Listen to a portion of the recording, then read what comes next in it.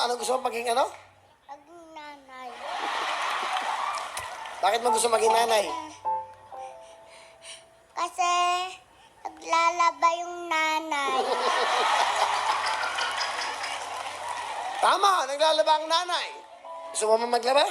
Opo. Ano pa ginagawa ng nanay? Naguhugas. Ng plato, mga kinakainan. Ano pa? Opo.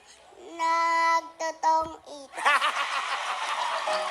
Alin ang mas mahalaga, tubig o kuryente? Akin ko rin. Oh. Akin tubig. Oh, sige. Mas mahalagang tubig. Pag wala kang panliligo, mamamahang ang puke mo. Masigaw pa din! Ano? Ang isang tao kapag guilty yan, kahit hindi mo pinatatamaan, tatamaan na tatamaan yan. Malakas ang tama niyan eh.